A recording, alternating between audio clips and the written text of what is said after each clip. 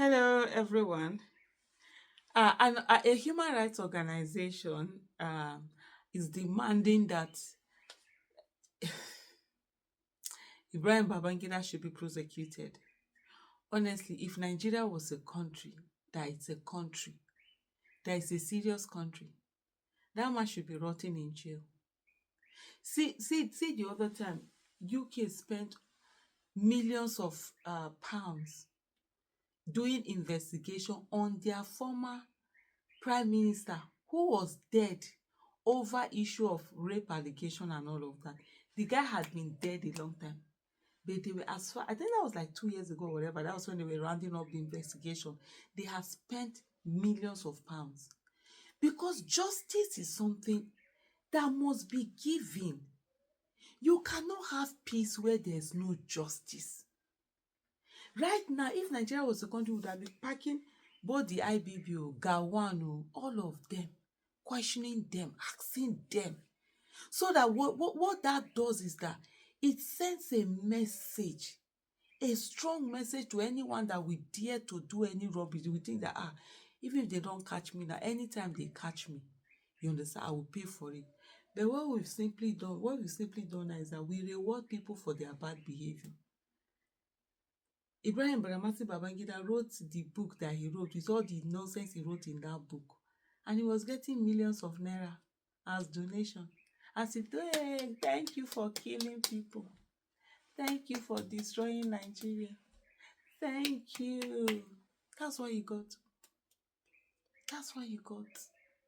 Gawan is there chilling. When he likes, he will drop his own this thing. No, it's just so unbelievable. And how do we expect the country to work?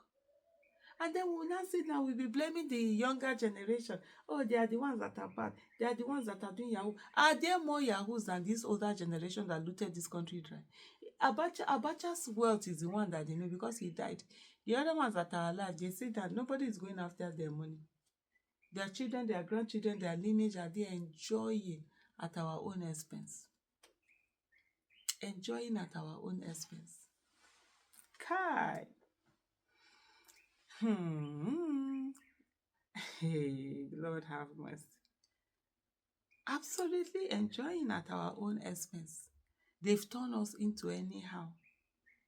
Oh, wahala. The organization in the statement signed by its president, Debo Adeniro, emphasized that the annulment was a coup d'etat against the administration of MKO Abiola, who was denied his rightful victory. And then exactly 30 years later, another election happened, and the same thing. That election, they rigged it. The person that won was not allowed. The Committee for the Defense of Human Rights, CDHR, a human rights organization, has called for the prosecution of former military ruler General Ibrahim Badamasi Babangida, IBB, for his role in the annulment of June 12, 1993 presidential election. The CDHR's demand comes after Babangida's recent public admission of his involvement in the annulment, which the CDHR described as an attempt to hoodwink Nigerians into believing he acted in good faith. There was never a doubt who annulled it now. It wasn't not the head of state. He was the head of state. He was the one that announced the annulment and everything. And so, the other time, this person wrote a book. Dele Farotimi wrote a book. They arrested him.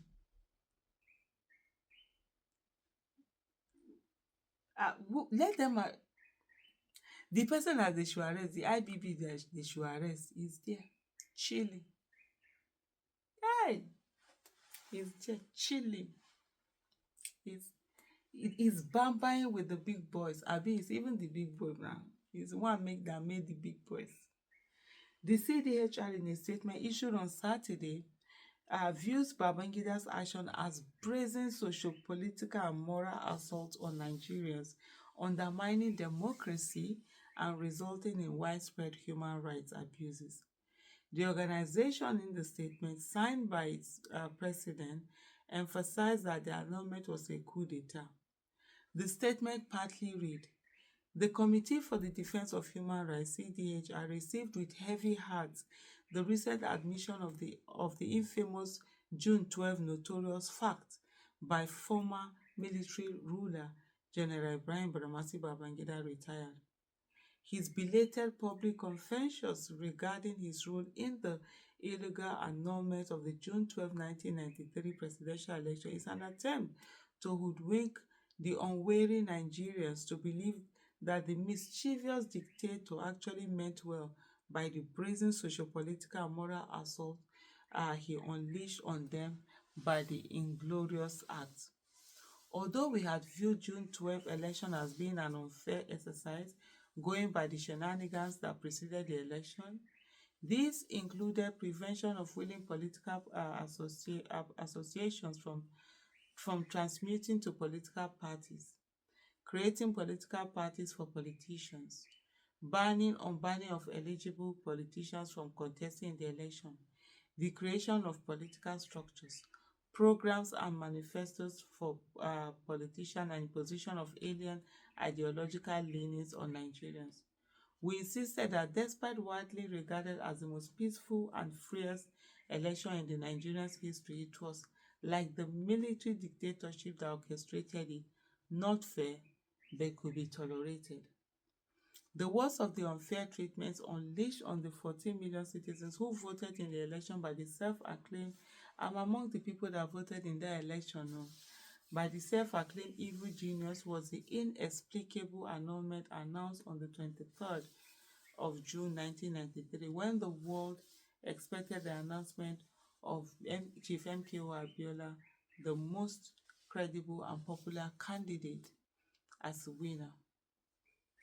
This reckless, illegal, and unconstitutional action remains one of the gravest injustices inflicted upon the Nigerian people, undermining democracy, destabilizing the nation, and robbing millions of Nigerians of their fundamental right to freely elect their leader. It actually destabilized the nation.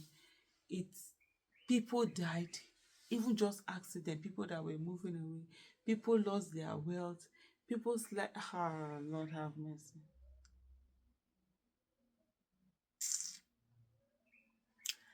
Just thinking, I can't even read this anymore. If I tell you, if this whole Babangida book writing thing, the thing they vex me, no be small. The thing they vex me. How people just they use our head, they do pimple. It's crazy. It's unbelievably crazy. It's just like,